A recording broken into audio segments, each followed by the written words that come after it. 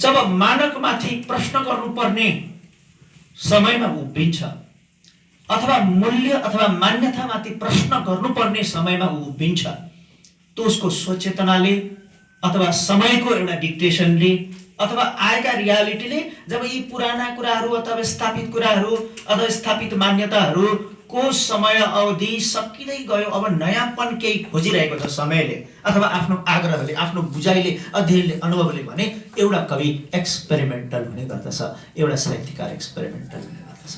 त्यसैले एक्सपेरिमेन्टल हुनु भनेको स्वभाव हो, किनकि हामी कवि लेखकहरूभित्र एउटा जहिले पनि एउटा दीर्घ असन्तोष रहन्छ व्यवस्थाप्रति, सत्ताप्रति, मानकप्रति, परम्पराप्रति, मान्यताप्रति, दर्शनप्रति, धर्मप्रति क्वेसन गर्न सबभन्दा अग्रपङ्क्तिमा एउटा कवि लेखक हुन्छ। यसको अर्थ स्थापित सबै कुरामा प्रश्न गरिनुपर्छ भन्ने मेरो तर्क होइन, तर स्थापित सबै कुरा ठिक हुँदैन नि।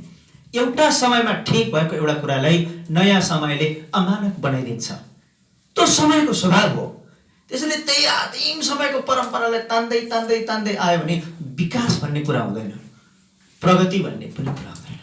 प्रगति र विकासको अन्तर्यको फिलोसफी भनेको स्थापित चिजहरूमाथि प्रश्न गरिनु र तिनीहरूलाई प्रतिस्थापित गर्नका लागि नयाँ मूल्य, नयाँ मान्यताहरूको आविष्कार गर्नु, यो मानव हिस्ट्रीको एउटा नैसर्गिक स्वभाव हो। त्यो स्वभाव कला साहित्यमा पनि त्यत्तिकै परिलक्षित छ, त्यत्तिकै छ। त्यसले गर्दाखेरि एक्सपेरिमेन्ट गरिनु त्यो हाम्रो एउटा असन्तोषको, एउटा फरक मतको, हैन, एउटा असन्तुष्टिको अभिव्यक्ति हो र यो जहिले हुन्छ र यो भएका कारणले हामी लेखक हौं, कवि हौं, सर्जक हौं, स्रष्टा हौं। यो एउटा कुरा। नत्र त हामी स्थापित चिजहरूमा विसर्जन गर्छौं आफूलाई र नयाँ नवीकरण गर्नुपर्ने त्यो एउटा जिम्मेवारीबाट विमुख हुन्छौं। यो सम्भव छैन। त्यसैले एक्सपेरिमेन्टेसन त्यो एउटा करेन्ट हो, बग्दै बग्दै जाने नदी हो जो रोकिन्छ जस्तो मलाई लाग्दैन। अलिकति म पाश्चात्य सन्दर्भहरू भन्छु। आदरणीय केदार सर, मलाई सम्झना छ हजुरको सुझाव र म फेरि नेपाली सन्दर्भहरूमा आउँछु। एक्सपेरिमेन्टेसनको बारेमा मेरो एउटा अध्ययन छ, बुझाइ छ, निचोड छ। दुई खालका एक्सपेरिमेन्टेसन हुँदा छन् श्रद्धेय तुलसी सर। एउटा गरौँ न त नयाँ केही, सबैले त्यही पेटर्नमा लेखे, अलि नयाँ देखिनलाई यस्ता एक्सपेरिमेन्टहरू गर्दा रहेछौँ ताकि त्यो भिडबाट अलिकति छुट्टिन सकौँ अथवा पृथक आफ्नो अनुहार देखियोस् भन्ने एउटा एक्सपेरिमेन्ट यो हुँदो रहेछ। यसको जस्टिफिकेसन एउटा मात्रै कुरा के भने फरक देखिनु। तर यस्ता एक्सपेरिमेन्टेसन चाहिँ दीर्घजीवी हुँदा रहेनछन्। किन भन्दाखेरि फरक देखिनलाई मैले एक्सपेरिमेन्टेसन गरेको कुरोलाई मेरो बिरादरीले, मेरो समाजले, मेरो समकालले, मेरो समुदायले, मेरा अग्रजहरूले स्वीकार गर्छन् भन्ने ग्यारेन्टी लिन सकिँदैन। त्यो भव्य र मानकै भएर गयो, एलन गिन्सबर्गै भएर गयो भने त अपवादको कुरा। तर फरक देखिनलाई हामी सबैले फरक लुगा लगाएर आएका छौँ। म यो ड्रेसमा छु, एलबी सर त्यो ड्रेसमा, तुलसी सर यो ड्रेसमा, यही चिज अनुकरण गरिन्छ भन्ने के ग्यारेन्टी छ त? छैन। तर एउटा सेलिब्रिटी मान्छेले एक प्रकारको लुगा लगायो भने त्यसको अनुकरणको सम्भावना बढी हुन्छ। त्यो च्यात्तिकै पेन्ट किन नहोस्, त्यो फरक शैलीको किन नहोस्, त्यो भव्यता पहिले चाहिँ आफूले आर्जन गरेर त्यो क्रेडिबिलिटी अर्न गरिसकेपछि एउटा मान्छे एक्सपेरिमेन्टल भयो भने उनलाई अनुकरण गरिने सम्भावना बढी हुन्छ। एलबी सर भएन भने त्यो सम्भावनाको ग्यारेन्टी कसैले पनि लिन सकेन। र यसरी फरक देखिनका लागि गरिएको छ नेपाली कवितामा। यहाँलाई थाहा छ, फरक देखिनका लागि स्वरूपको प्रयोग, भाषामा भाँच्ने प्रयोग, हरफहरू नै गन्ने प्रयोग पनि छ। यसमा मैले विमति जनाइन, तर त्यो अनुकरणीय भयो कि भएन भन्ने क्वेसन त यद्यपि पनि मुमिला दिदीले भन्नुहुन्छ, यद्यपि पनि प्रश्न त बाँकी छन्, यद्यपि पनि प्रश्न त बाँकी छन्।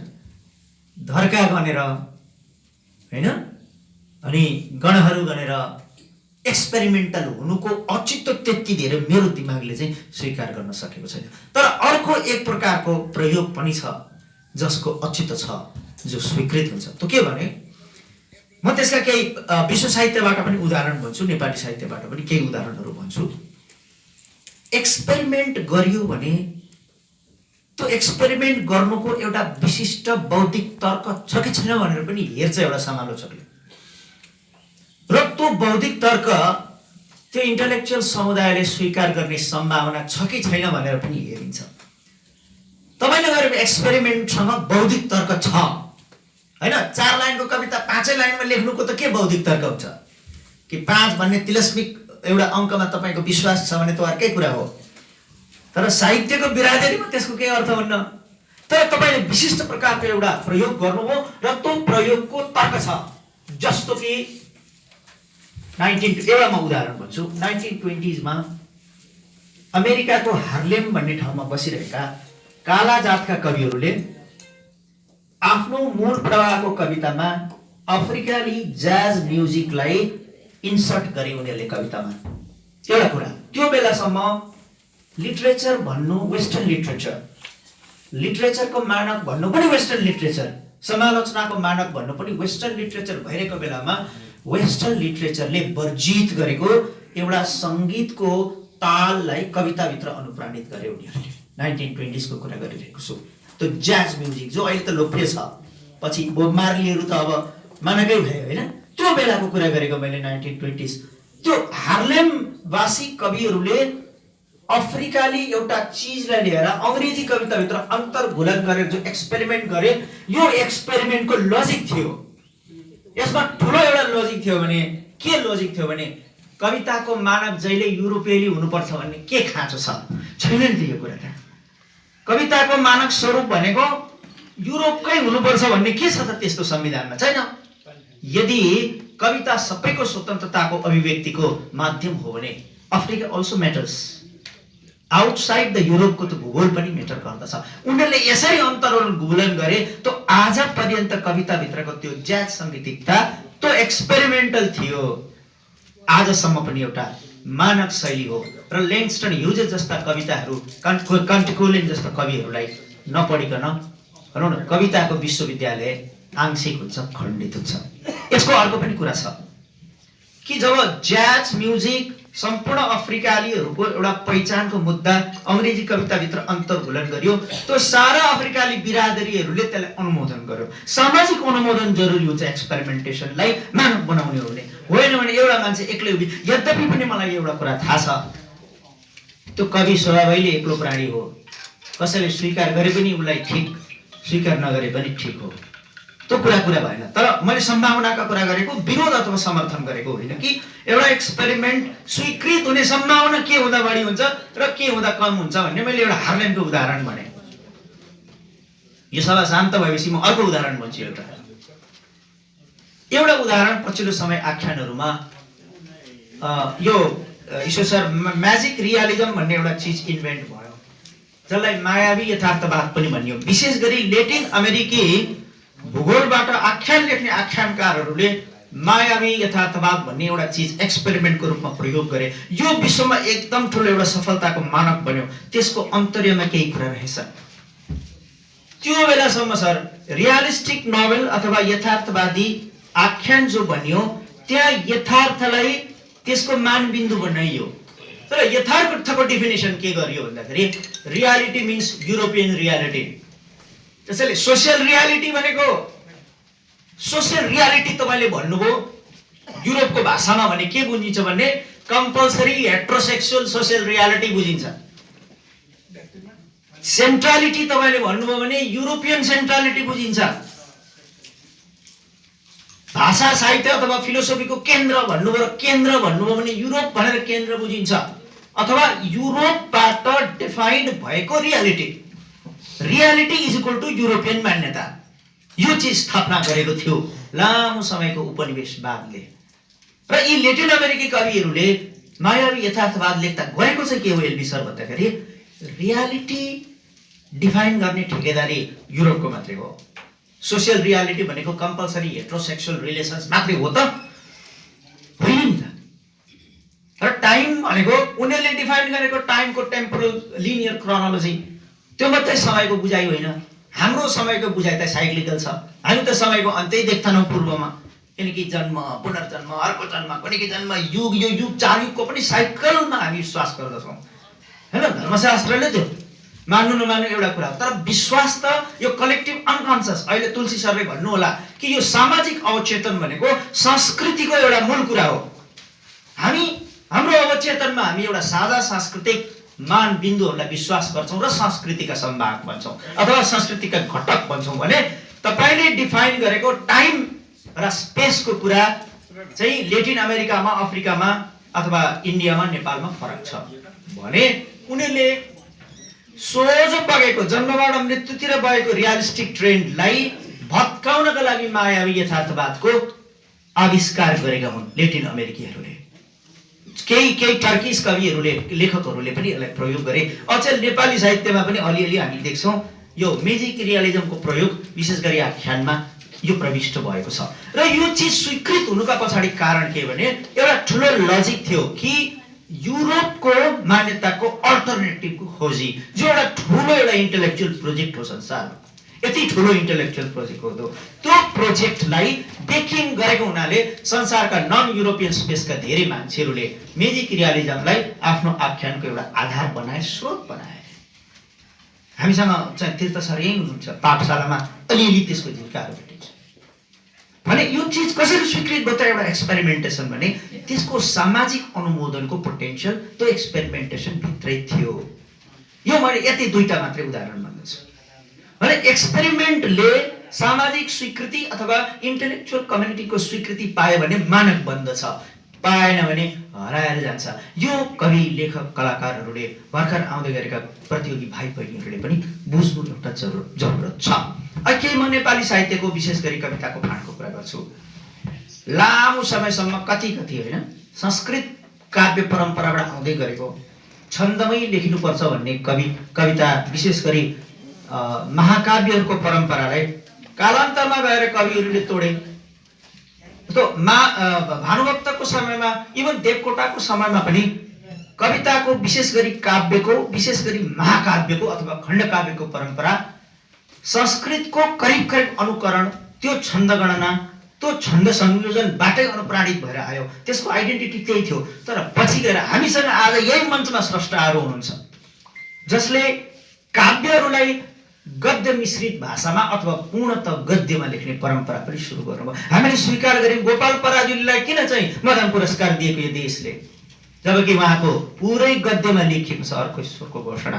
त्यहाँ मात्रै रोकिनु भएन, अर्को विश्वको प्रस्ताव भनेर त्यहाँ मात्रै रोकिनु भएन, शान्ति खोजिरहेको सिपाही त्यहाँ मात्रै रोकिनु भएन, एउटा जेलबाटको डायरी र सायद अहिले पनि लेखिरहनु भएको छ। हामीसँग त्यहाँ दिनेश दाइ हुनुहुन्छ, भरियाको भूगोल काव्य, त्यो बेलामा देवकोटाको समयमा त्यसलाई सायद पद्यमा मात्रै कल्पना गर्थ्यो होला नि। त्यो समय होइन, त्यो समय त फेरेर आयो भन्ने प्रमाण हो नि त यो कि भरियाको भूगोल पूर्णतः गद्यमा लेखिएको छ। गद्य र पद्य मिसाएर पनि लेखियो, जस्तो कर्ण महाकाव्य, धरा महाकाव्य होइन, नवराज लम्सालको। यो एक्सपेरिमेन्ट चाहिँ यही क्षेत्रमा पनि धेरै स्रष्टाहरू हुनुहुन्छ, मलाई थाहा छ कि त्यो एउटा त्यहाँ एक्सपेरिमेन्ट गरियो र फाइदाको कुरा के भयो भने एक्सपेरिमेन्ट स्वीकृत भयो। यसको पनि सामाजिक कारण छ कि संस्कृत करिब यहाँ संस्कृतका के विद्यार्थीहरू हुनुहुन्छ, करिब हामी धेरै मान्छेको पकडभन्दा बाहिरको भाषा हुँदै गएको त रियालिटी हो। हामी अहिलेको गद्य, अहिलेको बोलचालको भाषा र यो अहिलेको खण्डित भाषा र मिश्रित भाषाबाट दीक्षित भएको पुस्ता हो भन्ने कुरा त सत्य हो भने हाम्रा लागि हाम्रो समयको काव्य गद्यमा आउनु हाम्रो लागि त सुखद विषय हो भने हाम्रो आवश्यकतालाई एड्रेस गरेको हुनाले त्यो उहाँहरूले गरेको एक्सपेरिमेन्ट स्वीकृत भयो र त्यसका अनुयायीहरू, उत्तराधिकारी पनि भए। मलाई विश्वास छ भोलिका दिनमा पनि काव्य गद्यमा लेखिनेछ र कसैले प्रश्न गर्दैन आज कि महाकाव्य अथवा काव्य भनेको छन्दमै हुनुपर्छ भन्ने स्वरहरू स्वतः अमानक हुँदै गएको सत्य हो। कसरी एउटा एक्सपेरिमेन्टेसन स्वीकृत हुन्छ। हामीसँग तुलसी दिवस सर यहाँ हुनुहुन्छ, एकछिन उल्लेख गर्न चाहन्छु। गद्य कवितामै पनि करिब 1991-92 भनौँतिर गोपाल प्रसाद रिमालले त्यो छन्द कविताको परम्परालाई तोडेर गद्यमा कविता लेख्ने शैलीको आविष्कार नेपालमा गर्नुभयो। यद्यपि बाहिर त अगाडिदेखि नै थियो, यो कुरा पनि सत्य हो। त्यो पनि एक्सपेरिमेन्ट हो त्यो बेलामा, के एउटा डिपार्चर त हो नि। अब स्वीकृत हुन्छ कि हुँदैन भनिरहँदा एउटा कुरा के भने क्रान्तिको भाषा, परिवर्तनको भाषा, अग्रगमनको भाषा, प्रगतिशीलताको भाषा स्वच्छन्दताको भाषा हो। स्वच्छन्दताको भाषा गण मिलेर, यति गति लय मिलेर ताल तलैया सब कुरो मिलेर आउने हुँदैन। त्यो एउटा स्वतस्फूर्त भित्रबाट आउने एउटा उभार हो। उभारको भाषा जस्तो उभारको चरित्र हुन्छ, उभारको भाषा त्यस्तै हुन्छ। गोपाल प्रसाद रिमाललाई यो कुराको सम्भवतः हिक्का थियो। त्यो चिज एक्सपेरिमेन्टल गोपाल प्रसाद रिमालबाट सुरु हुँदाखेरि, जस्तो तुलसी दिवस सरसम्म आउँदा नेपाली कविताको मर्निस कविता परिपक्व भएर गयो। हामीले तुलसी सरका कविता सबैले पढेकै छौँ जस्तो लाग्छ। पढ्दाखेरि के लाग्छ भने यो भूगोल, ऊ भूगोल, पाश्चात्य, पूर्वीय, हैन, यी तमाम परम्पराहरूबाट बिम्बहरू टिपेर एउटा कोस्मोलोजी तुलसी सरका कविताहरूमा हामी भेट्न पाउँछौँ। एउटा कस्मिक छ त्यहाँ प्रेसेन्स। यो पनि एक्सपेरिमेन्ट हो र त्यसको पनि स्वीकृति छ। आज हामी धेरै यहाँ भन्न सकौँला नसकौँला, तर धेरै मध्ये हामी तुलसी दिवस सरका कविताको बाटो हिँडेर गद्य कवितामा यहाँसम्म आइपुगेको त सत्य हो। हामीले भन्नु नभन्नु एउटा कुरा हो। कुन्ता दिदी यहीँ हुनुहुन्छ। कुन्ता दिदीको कविताको सम्झना छ नि, पोथी बाँच्नु हुँदैन भनेर आज पोथी बाँच्नु हुँदैन, यही भाषा भन्ला नभन्ला दिदी, हजुरको यो कविताको फेरो समाएर ठुलो कविताको बिरादरी देशमा उपस्थित छ। यो एक्सपेरिमेन्टेसनको स्वीकृतिको प्रत्याभूति हाम्रो पुस्ता हो। ठिका चाहिँ यही हुन्छ। त्यही नभन्नु होला, त्यस्तै भन्नुहुन्छ। यद्यपि छन्दमा भन्नुहुन्छ, गद्यमा पनि बेला बेलामा साह्रै इमोसनल हुनुहुन्न, गद्यमा लेख्नुहुन्छ। एकदम आउने हो भने त गद्यमा त्यो नेचर हो कविताको, भाषाको र त्यो जेनराको पनि नेचर हो। अब उहाँ आउनु हो, मैले बुझेँ होइन नि, होइन बुझेँ। तर अन्तमा केही कुरा जस्तो अलिकति मैले उल्लेख गर्नु पर्दछ होइन, लागे पनि यहाँ महत्त्वपूर्ण कुरा छ। मोहन कोइरालालाई आदि बुझेर पनि, अलिअलि बुझेर पनि, नबुझेरै पनि हामीले अनुकरण गरेको पनि सत्य हो। गाह्रै छ नि त। फर्सीको जरामा एउटा फर्सीको जराको उल्लेख गर्दैखेरि त अब त्यो एक्सपेरिमेन्टेसन हो त्यो बेलामा। फेरि त्यस्तो कविता त आयो पनि के कविता भन्ने पनि। अहिले यसमा तुलसी सरलाई I request you to add more light on this, because सँगसँगै बसेर काम गरेको हुनाले तुलसी सरलाई जति सायदहरूलाई थाहा छैन। तर के भने कहिलेकाहीँ त त्यो भाषाको त्यो विन्यास पनि नमिले जस्तो लाग्छ। मोहन राईको कविता पढ्दाखेरि त्यो सिन्टेक्स हुन्छ नि, के तर त्यो नमिल्नु नै के भइदियो भने मानेको भइदियो। अब मोहन कोइरालाको चर्चा नगरेर त्यो कसरी हुँदो रहेछ त भन्दाखेरि त्यो एउटा त्यो कविता पनि त्यो एउटा के भन्दा भने एउटा रूढताबाट मुक्त हुन खोजिरहेको समयलाई क्यास गरेको हो नि त मोहन कोइरालाले। त्यो रूढताबाट कस्ता कस्ता एक्सपेरिमेन्टेसन छन् फर्सीको जरामा भन्दाखेरि 69 पङ्क्तिहरू होलान् त्यो कवितामा मेरो आफ्नो बुझाइमा।